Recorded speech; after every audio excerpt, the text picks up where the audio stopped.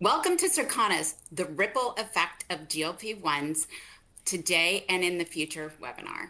My name is Sally Lyons-Wyatt, and I am the Executive Vice President and Chief Advisor for CPG and Food Service here at Circana. I am joined by my colleague and partner, DJ Joyner, who is our complete consumer consultant. We are honored to be here today to share our insights on GLP-1. As we did our research and put our insights together, we found that GLP-1 options are evolving from injection prescription medications to new formats and even supplements. And there's a growing body of education on foods and beverages that support or hinder the success of weight loss users. Changes reflect the future of personalized approaches to weight loss and the implications for many sectors. So as I'm about to share the insights with you, I do want to share a couple of points. Many of you will ask, will you get a copy of the deck? And the answer is, if you click on the link when you get the email post this, then it will be available. And the second one is, will you take questions? Please use the Q&A to be able to provide the questions. We will do our best to try and answer them on the call. Otherwise, we will do it post the event. So what are the key insights that we'll dig deeper into? First, GLP-1 shoppers, both before using the medication and post, over-index on CPG purchases versus non-users. They do spend differently. So you see shiftings in the spend for food purchases, both in and out of home and while they're on the medication. Purchases and consumption during the first 3 months of GLP-1 weight loss medication usage is very different than the other months throughout the year. We'll share that with you. GLP-1 shoppers are spending more on foods that support GLP-1 balance and or provide relief from side effects from the GLP-1 medications. That are products like gum, breath mints, and non-chocolate candy for the halitosis, bad breath, and dry mouth that are some of the side effects. You can get an upset stomach, so tea is a great way to soothe that. We see that fiber is important, and you can get that from beans and nuts, where we've seen some of the uptick. Conversely, GLP-1 shoppers make fewer purchases on products that they've been recommended to avoid, including spicy foods, fatty proteins, and beverages with added sugar. Refrigerated salad dressings and spreads, dried meat snacks, and alcohol all saw decreases versus non-users. GLP-1 weight loss users spend less at CPG retail versus other diets as well. The ripple effect that we titled this is really around the ripple effect to other sectors outside of just food and beverage. And we saw it in non-food, where it demonstrates the commitment to total well-being. Part of what happens is, again, just the side effects of gastrointestinal needs. So we saw an uptick with those products. Oral care is important. We'll talk more about that. We'll talk about some of the other sectors outside of CPG, like wearables and apparel and cosmetics. Evolving behaviors reveal a very clear connection between category growth and the health-driven preferences of these consumers. Therefore, the CPG industry and all industries on this webinar need to provide assortments that align with the weight loss management needs and innovation, focused on delivering recommended nutrition, smaller portions, and really helping alleviate the negative side effects. The barrier to utilization, including unpleasant side effects and accessibility and affordability, actually have seen improvement. So those are starting to lessen over time. So harmonious well-being will be achieved not just with GLP alone. And we talked about this in our well-being webinar this past summer.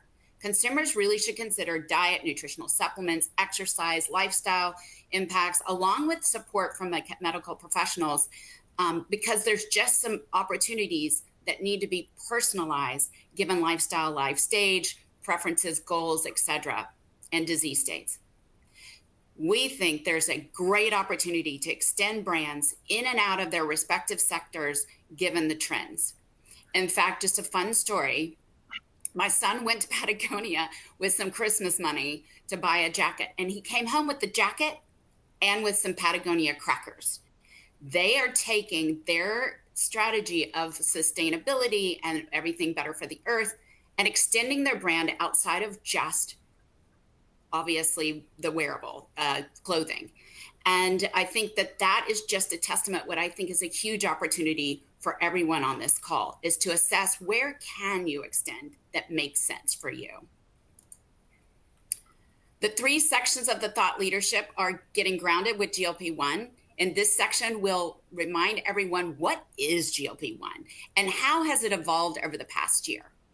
In the GLP-1 user purchase impact section, we'll share insights from Circana's receipt panel, providing a deeper view into GLP-1 usage and focusing on those who take GLP-1s for weight loss and compare their spend versus non-users. In addition, we'll have a few pages from our GLP-1 individual consumption report that helps include motivations. And then in the last section, we will provide a recap and action ideas for you to explore. So let's get grounded with GLP-1. First, the name, glucagon-like peptide 1. They're naturally occurring hormone that plays a key role in blood sugar regulation by stimulating the release of insulin and reducing the release of glucagon, a hormone that raises blood sugar. GLP-1 also helps slow down digestion. This promotes a feeling of fullness and may even help with weight management. GLP-1 helps preserve and build muscle mass by increasing the availability of amino acids, which are the building blocks of protein. It also has an impact on metabolism and overall health from improving insulin sensitivity, promoting healthy heart. And the various GLP-1 receptor agonists like semaglutide, dulaglutide, liraglutide are designed to act the same ways as GLP-1. Over the past year, we've witnessed from pharmaceutical companies a bit of a shortage, but that actually has improved. But what happened during the course of the year, there are more availabilities of the compound, traditional and non-FDA approved compounding available at pharmacies. We also see direct-to-consumer availability, but we've seen an uptick in providers like weight management programs, medi-spas, and estheticians. It's becoming a big business for the spas to provide options that go beyond the medication.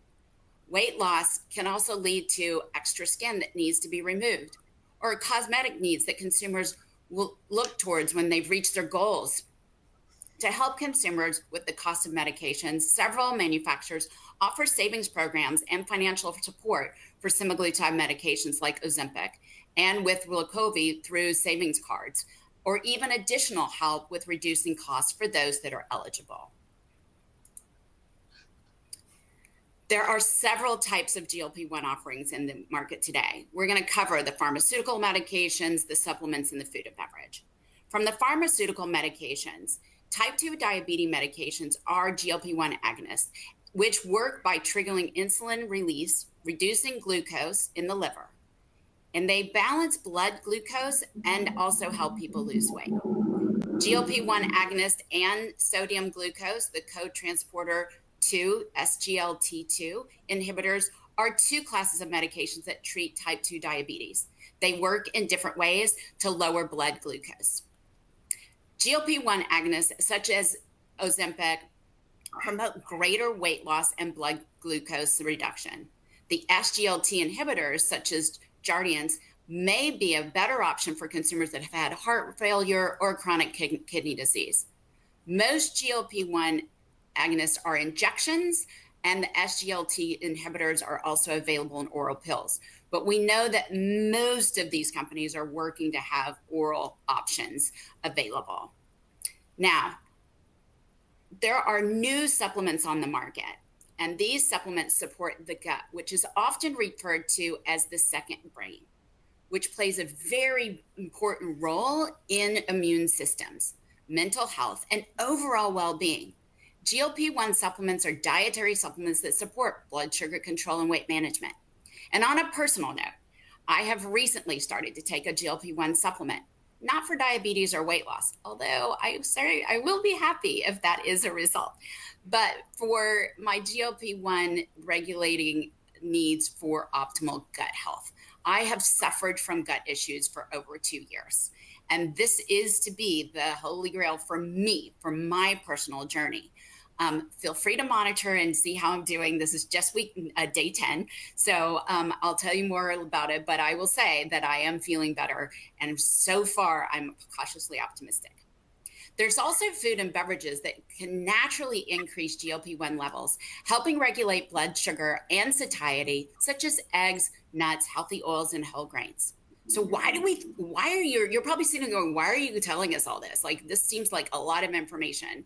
But as you set your strategy, it's important to really understand the differences of the availability, the different types of the medications, the impacts on consumers, so that you can figure out how your company can assist, but also be very thoughtful about the personalized messages you send. So DJ, would you please continue by sharing insights about GLP-1 and with more information on the supplements?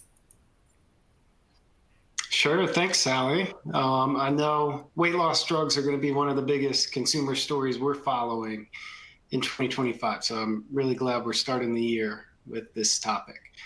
And really, these drugs have been such a hot topic over the past year. I think we're all at risk of information overload. So I really appreciate that we're starting the discussion, grounding ourselves in some of the facts and science behind GLP-1. So as Sally just mentioned, prescription medications aren't the only option for consumers interested in boosting their GLP-1 levels.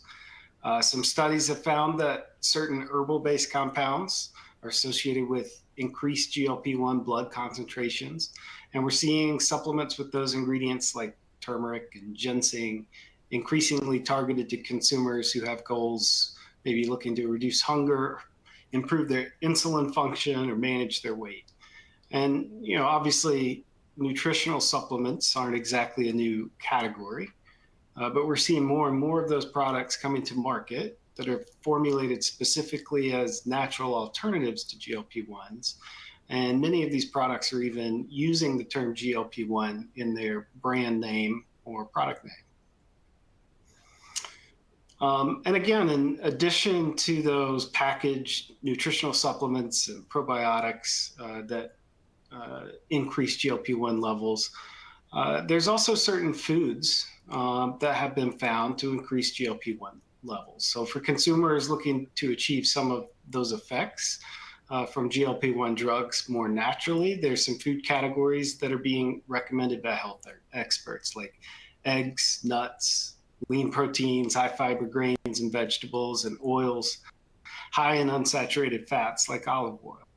So I think it's important that we're keeping in mind, while we're seeing this really rapid growth in the usage of GLP-1 drugs here in the US, from a consumer perspective, the GLP-1 phenomenon is probably even bigger than what the prescription numbers alone might suggest. And as we see these drugs becoming more and more mainstream and picking up media attention and sometimes even some celebrity endorsements, I think there's really a growing undercurrent of consumer awareness and motivations that are tied to the effects of GLP-1 drugs. And those are going to influence household food choices and shopping behaviors, even among consumers who may not actively be taking these drugs.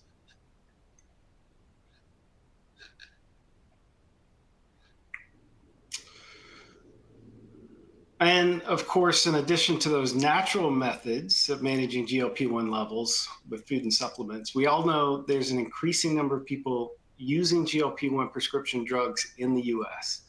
A relatively recent survey by the Kaiser Family Foundation found 12%, or 1 in 8 US adults, had ever taken a prescription GLP-1 drug.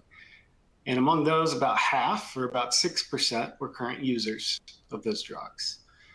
But when we look at specific segments of the population who have conditions that these drugs are designed to treat, we're seeing usage even higher. So among those diagnosed with diabetes, for example, the usage rate of GLP-1 was well over 1 in 3 at 43%. And among those who are overweight or obese, that usage rate is almost 1 in 4 at 22%. And we're also seeing this uptick in the usage of prescription drugs specifically for weight loss in our data.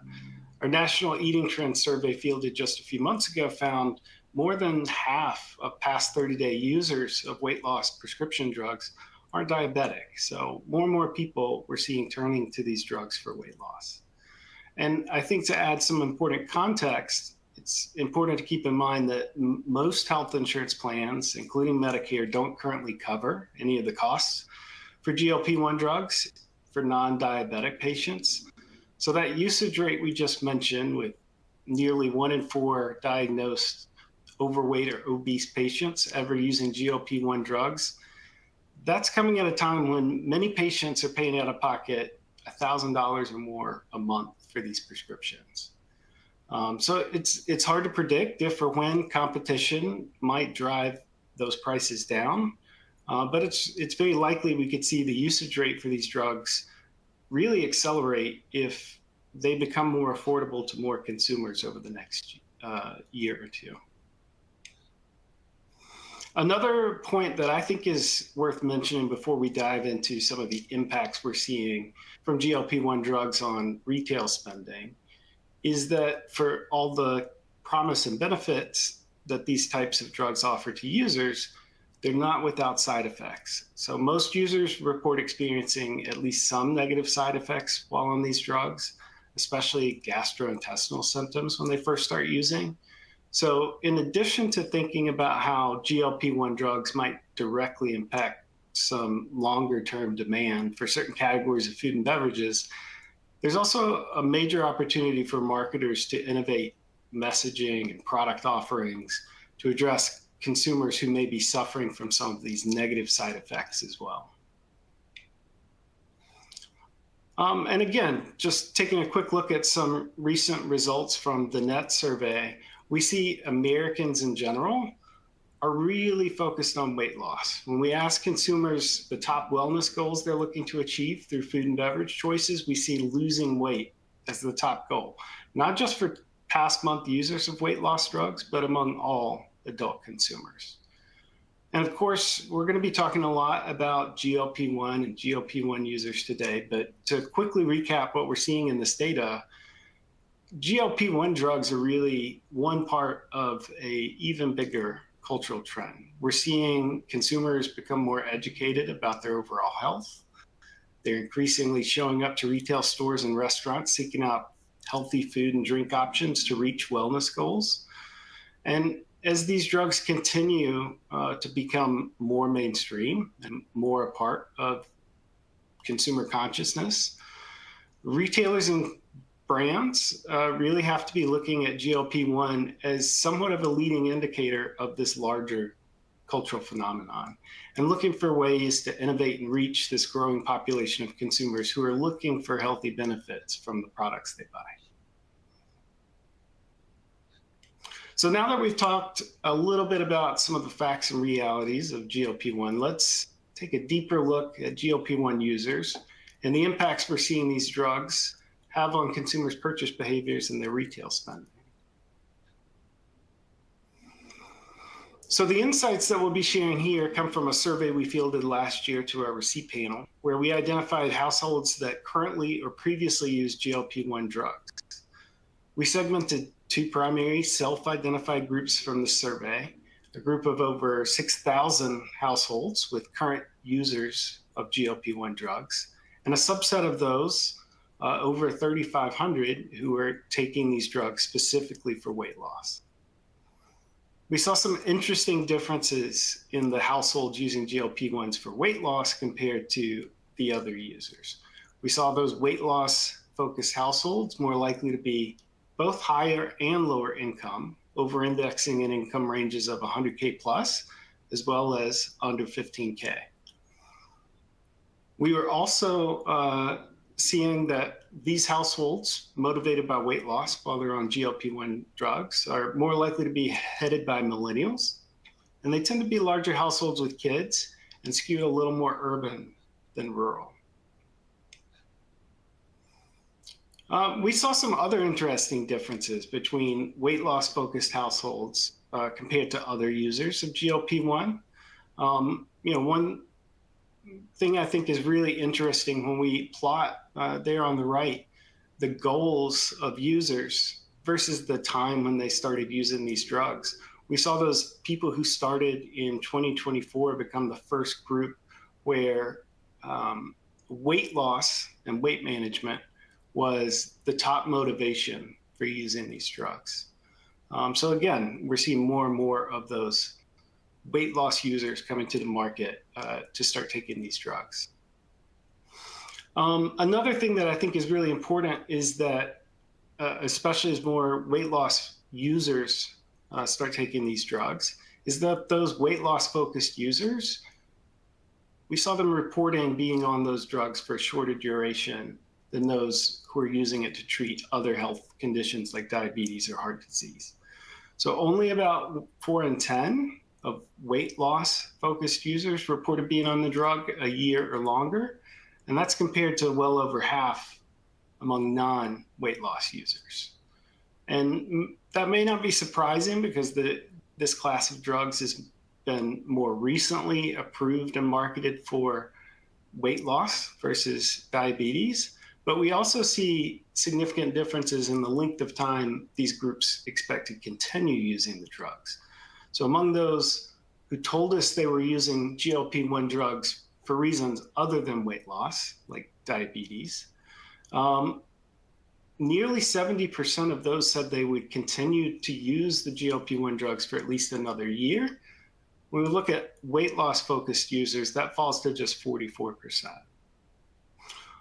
So I think as we see more and more consumers adopting these drugs for weight loss motivations, it's important to recognize that a lot of these weight loss focused users are going to have specific goals around their weight management. They're likely to be taking these drugs for shorter durations. So any consumer-facing company that's adjusting product and marketing strategies in response to the rise in usage rates we're seeing for these drugs should also be taking into account that a larger underlying user base means that we'll be seeing a growing number of consumers who are also stopping and ceasing these drugs over time as well.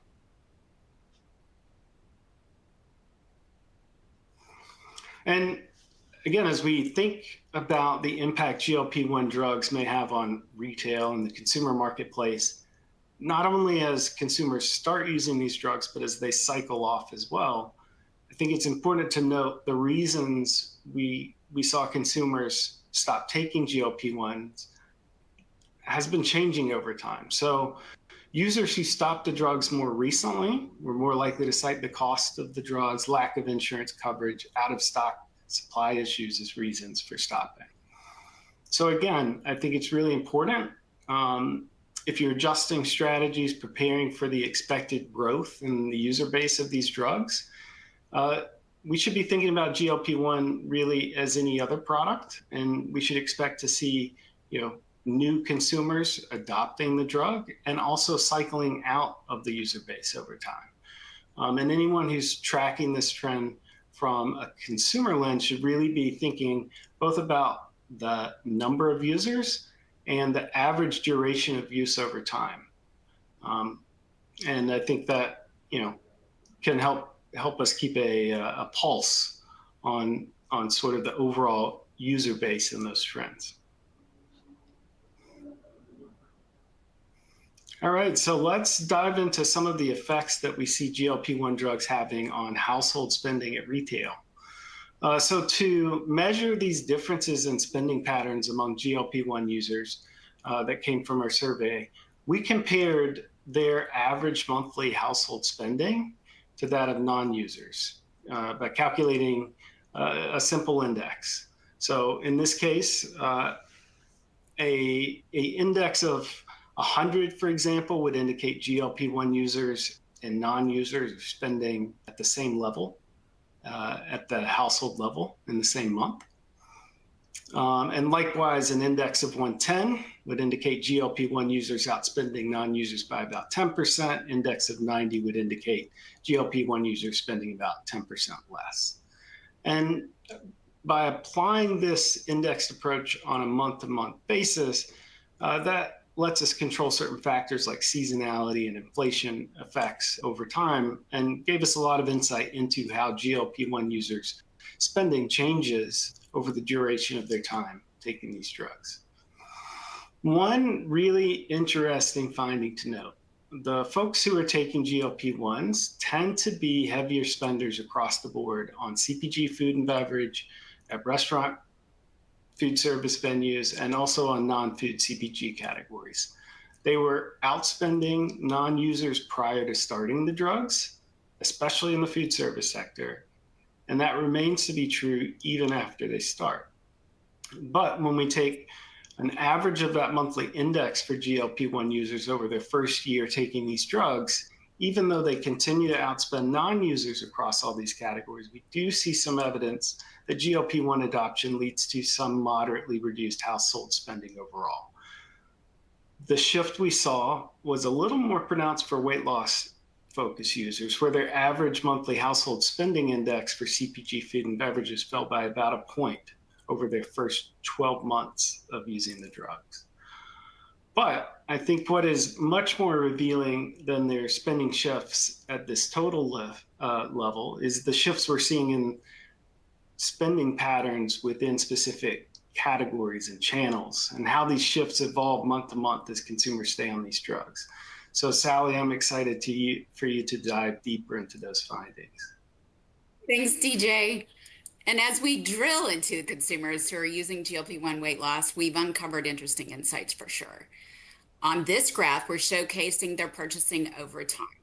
Let's get you grounded with the graph first. The bottom row is CPG food and beverage. The middle is CPG non-food, and the pink is food service. And as you look at our GLP baseline that DJ shared with you, you will notice that GLP weight loss users over-index in all three sectors, as he said, before starting the medication. They do make shifts, however, especially in the first few months. And I think this is one of the big ahas in our research. In the first month, food and beverage purchases result in a decrease of about 2 percentage points versus non-users. And we see an uptick in non-food, which again aligns with the need to assist with the managing side effects. In the second month, it shows a dip in sales of food and beverage, both in and out of home, as they continue to align to the diet and the different products that they need to consume to optimize the GLP-1 weight loss goals. We continue to see upticks in managing side effects in that second month as well as the first. The third month, we do see negative shifts across all three sectors, but again, still higher than non-users. But as we look a little further out, we can see that the first 3 months have the most declines for food and beverage, both in and out of home, with each sector realizing a -2 points from versus non-users. As consumers progress throughout the other months, several things can happen. Some consumers stay on the diet, but they may do it for maintenance. So maybe not eating quite the same way, but yet trying to maintain the weight or the BMI that they were achieving. Some consumers may stop the diet while others continue with similar eating and drinking consumption. You can see here that there are declines within the first 4 to 9 months within CPG retail, but food service realizes some increases in several of the later months as consumers find optimal food and beverage options in different types of food service operators. You might be intrigued by that. So DJ's going to give you a little more insight into that in just shortly. We do see a bounce back, especially in months 10 through 12. And that is due to a combination of factors, including healthcare and insurance milestones. So getting reassessed by the medical professional to see if you need to continue or to stop. It could be that someone met their BMI goals. It could be that they need to stop because of cost. And there's a host of other reasons, but those give you an idea of why you either continue or you get off. But it is known that you shouldn't stay on, especially the medications, for an extended period of time for weight loss. It is up to the medical professional for a diabetic and some of the other roles. So again, that's where personalization comes in. As we look at a heat map on the monthly trip dynamics, we see a reduction in trips occur in the first 3 months, which is aligning with what we saw from a purchase perspective. And that is across the majority of departments is here. What you probably are also noticing is there's 2 exceptions to that. One is deli and one is produce. So we're going to dig in a little bit more into the departments. Frozen, general food, refrigerated, and beverage departments have varying degrees of shifting throughout year one. Frozen sees the largest dip in sales, especially in month 3, and an overall 3-point change in sales versus the baseline by the end of year 1 versus non-users. General food also sees a drop in sales months 1 through 6, but it does inch closer to the benchmark by the end of year 1 versus non-users. And refrigerated sees the recovery in months 10 through 12 and end the year 1 point below the benchmark. Beverages is actually pretty interesting because you do see a reduced spend at retail, which is counterintuitive because hydration is so incredibly important. In fact, right now, I wish I could drink a lot of water right now, but hydration is really key. And so you would think that you would see a boost throughout every single month. But what we found is a correlation to our GM sectors, where there's an uptick in drinkware and water filtration, which is pointing towards a mix shift of some of the products consumers are consuming to hydrate. Now, I mentioned that the benefits of GLP-1 towards produce and deli at retail are strong. So these departments show increasing in purchasing, not just for the first few months, but throughout the entire first year, and ending the year 2 points ahead of the baseline for produce, and deli realized a 9-point positive shift versus non-users by the end of year 1. In our individual user consumption report, we asked respondents what they were looking for with their weight loss drugs. 58% of respondents said that they were looking for more vegetables, 57% looked for more fruits, 48% of consumers are looking for more protein. They stated they were seeking less sugar, less carbs, less salt. And what's interesting is that this all aligns to what we have been seeing in the purchase data that both DJ and I have shared with you. But let's dig a little deeper. So there are connection between categories that have seen an increase in spending versus non-users. The year 1 shifts have products that align to foods that medical professionals suggest eating as part of the GLP-1 diet. For example, beans provide fiber, nuts provide protein, fiber, and healthy fats. In addition, I mentioned this earlier, the side effects are halitosis and dry mouth. Consumers are purchasing more gum, breath fresheners, and non-chocolate to help them versus non-users. And then there's also the upset stomach, so tea can help soothe that. So you see that. And lastly, shelf-stable non-fruit drinks are a place for hydration. Many of the categories that have seen declines link back to the side effects or are ingredients that are recommended to avoid. The list includes spicy foods, fatty proteins, and beverages with added sugar that are, again, recommended to avoid, but doesn't mean you can't consume them. So as you can see, there is a negative decline in sales for GLP-1 weight loss users for refrigerated salad dressing and spreads, which again, many have saturated fat and or sugar, dried meat snacks, which is processed meat, alcohol. And before someone asked me, where is salty snacks? They did see a slight decline, but they didn't hit this top list.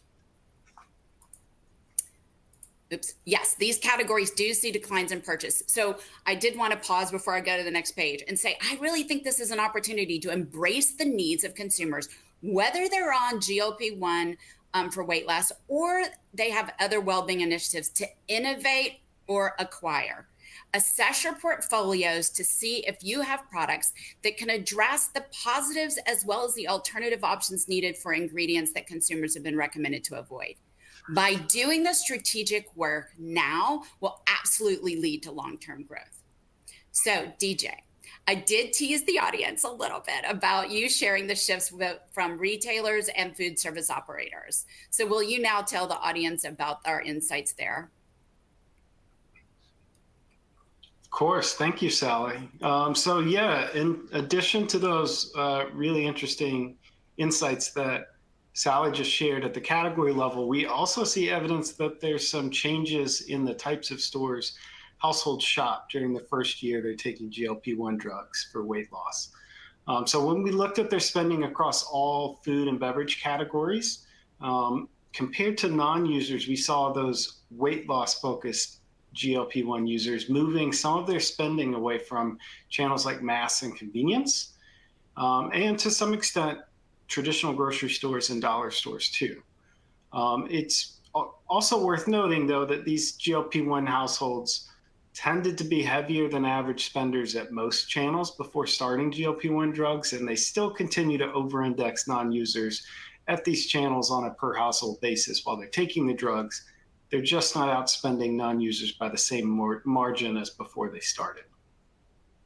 On the flip side, we also saw users increasing their spend relative to non-users at channels like pure play e-com, value grocery stores, club stores, and even drugstores, which is, I think, one kind of interesting point that we found here, knowing that drugstores have been suffering some headwinds, seeing that potentially being on these drugs increases traffic to that channel, where people may be picking up their prescriptions, may also be picking up food and drug CPG items while they're in the store. These drugs and the expanded use may be a bright spot and a major opportunity for drugstores. In most cases, we saw that these shifts in spending were relatively moderate, but I think it's really important for us to all keep in mind that these drugs can potentially impact not just what products people buy, but also their choice of where they buy those products. And then when we looked at out-of-home dining occasions, we also saw that GLP-1 using households tended to be heavier spenders across all food channels. And again, that remains to be true even while they use the drugs. But we see some evidence that weight loss-focused GLP-1 households shifted a bit away from QSR restaurants during their first year on these drugs when we compare them to non-users. And even more significantly, shifted away from those prepared foods at convenience stores. At the same time, we saw these households increasing monthly spend relative to non-users towards more upscale channels like fast casual and mid-scale venues. Interestingly, we also saw GLP-1 users shifting some of their out-of-home dining spending towards the grocery and retail channel where they're picking up pre-cooked foods. So again, another opportunity here for retailers that are operating in this channel who may be looking to mitigate some of the threats GLP-1 drugs represent to certain other categories on the shelf. They may be well served by investing in some innovations and promotions around ready-to-eat prepared foods that are really targeted to these weight loss focused shoppers. Thanks, DJ. And I really appreciated those insights on the channels and operators. But there was one question that when we were putting the insights together, we were really curious. Does the GLP-1 weight loss user purchase dramatically different than other diets that have been out there for a longer period of time? And as you can see on this page, on the left-hand side, we're showing you the increase in spend by diet type at CPG retail among non-GLP-1 users. And you can see that there are diets that actually benefit CPG retail more so than GLP-1 and high fiber, like grain-free, paleo, gluten-free. However, GLP-1 and high fiber diets do have a negative shift in purchasing, which is different than the other diets. So this is one of those other big ahas. This really is different. It really has an effect. But as you've seen here, the biggest part of that effect is those first few months. And then on the right-hand side, which is also interesting, is that overall, from a food service perspective, depending on the diet, there are decreases. Now, I know you're saying to yourself, wait, he just showed us that some of these operators show an increase at food service. And this is based on just different types of diets, but you can see where GLP-1 does favor food service a little bit better than the other diets. So it's fascinating that you kind of see this dynamic. And I think part of that is the perceived freshness of the foods at food service if they are able to afford. And as you saw from what DJ shared, there's a split between high income and low income on these medications. So it does make a bit sense.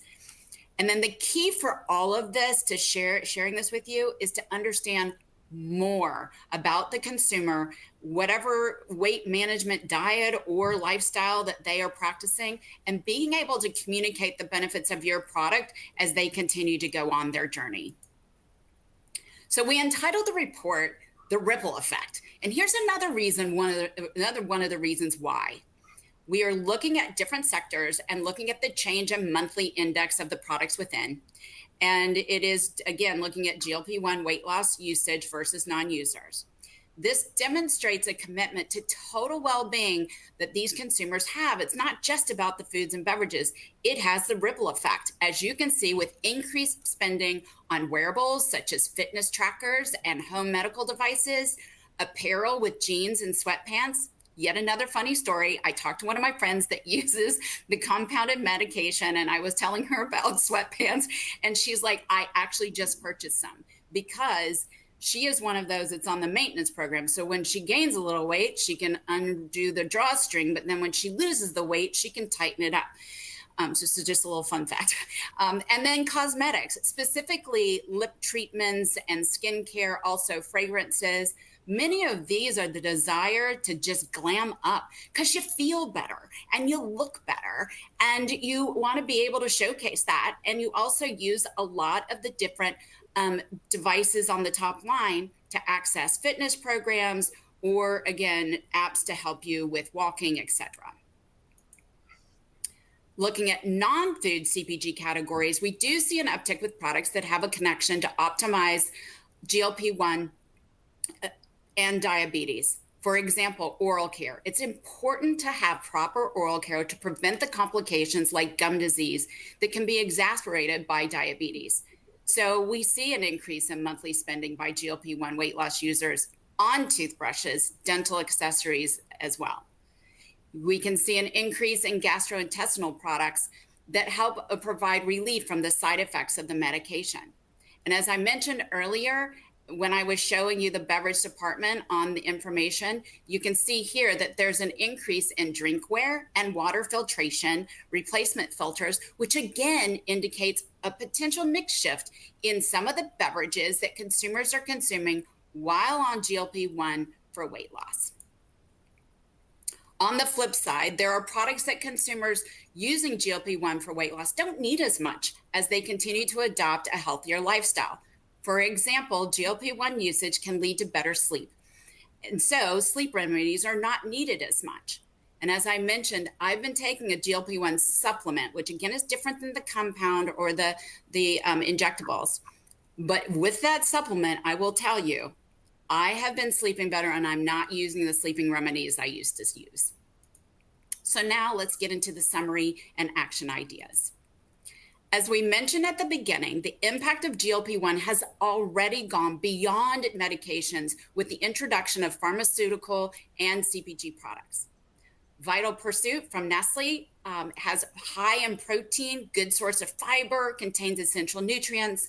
ConAgra came out last year with their on-track badge, providing the information around the ingredients and alignment with GLP-1. And Abbott Labs has its Protality, which is created for people pursuing weight loss, period, etc. In the one thing I want to mention about these products, I think this is a great first step.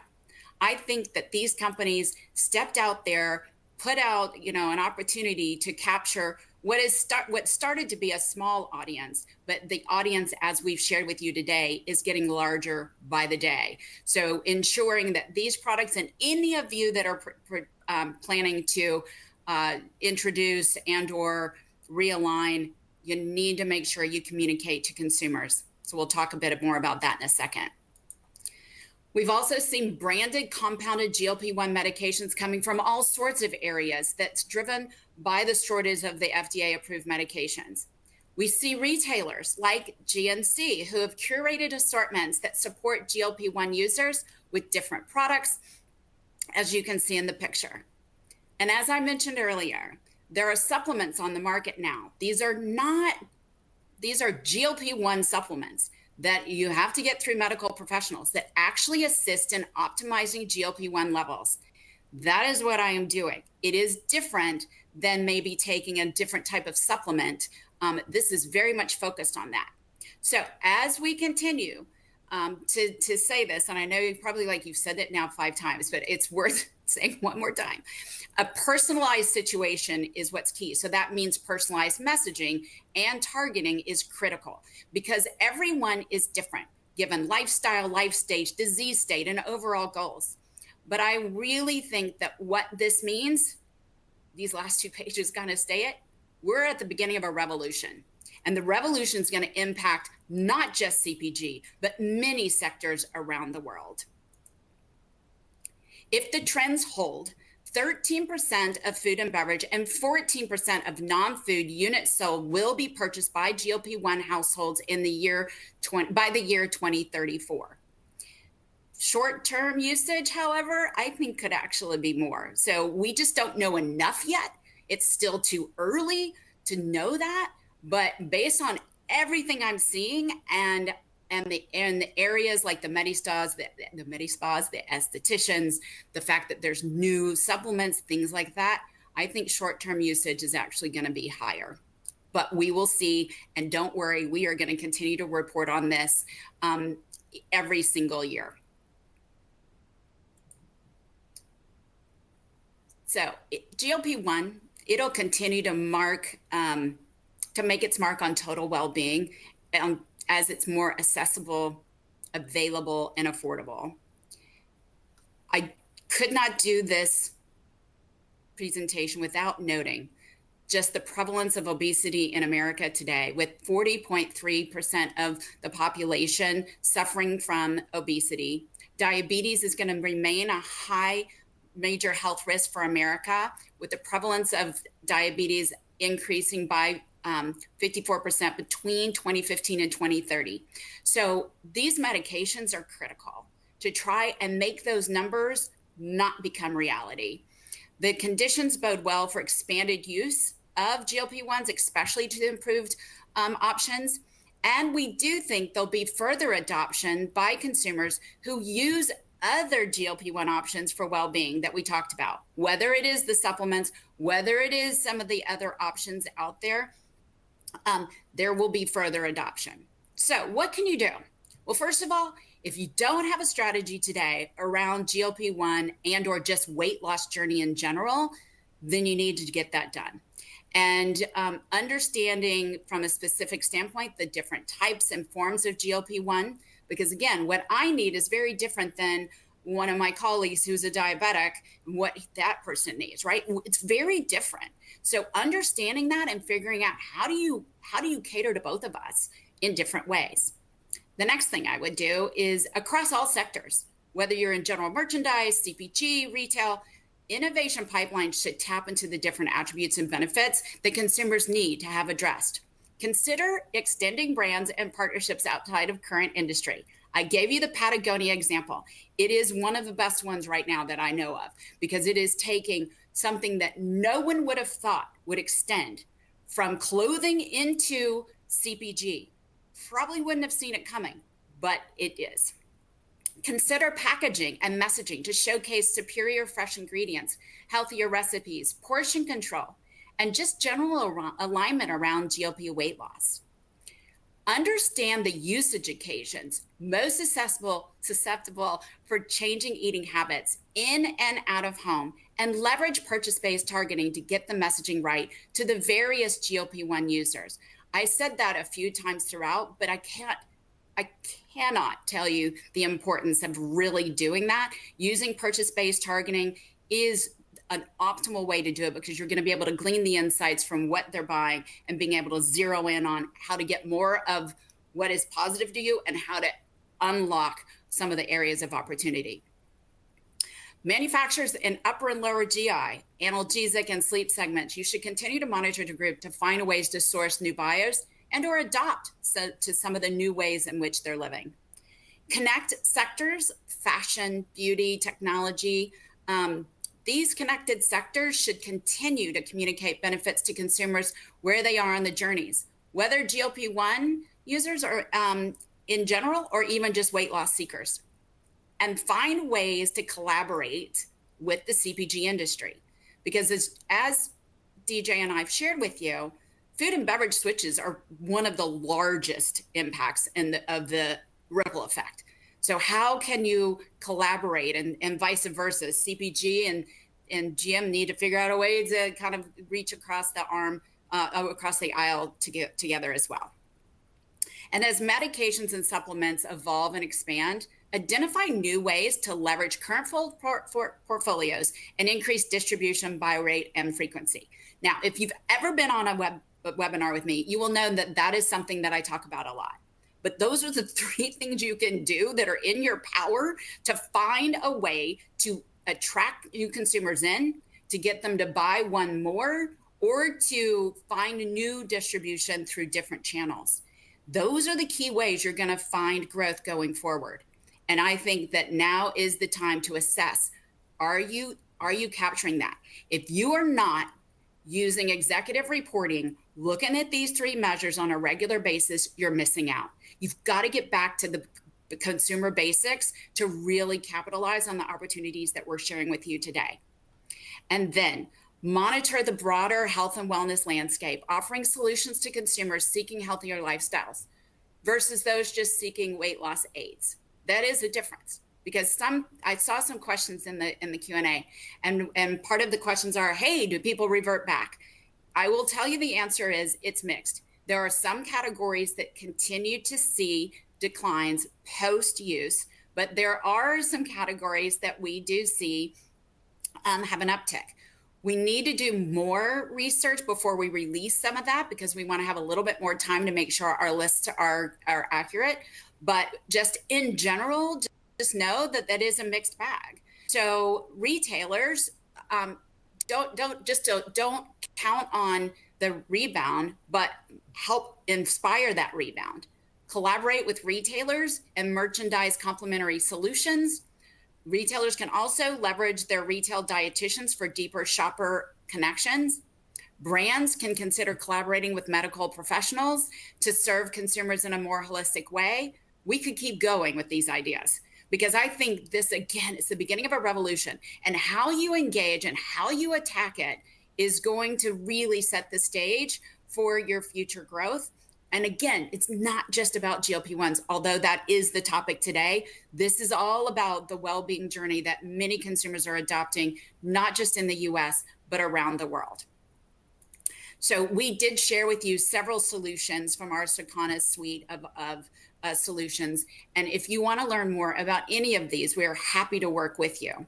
But I will say this, on behalf of DJ and myself, we want to thank you for joining us today. I saw many questions in the Q&A that we have chosen, because there's so many. We're going to answer them and get back to you. The ones that I will answer are these. Will you get a copy of the deck? You will receive an email shortly after the webinar, either today or tomorrow. That email will provide you with a way to access the deck. So that answer is yes. And there was also some questions around some of the categories and some of the departments, but they came early on. So hopefully you got your answers there. But at the end of the day, you just took 55 minutes out of your day to spend with us. We do hope that it was valuable to you and that you gained some great insights that will help you with the strategies for your firm. So until next time, stay healthy, and thank you again for joining us. Cheers.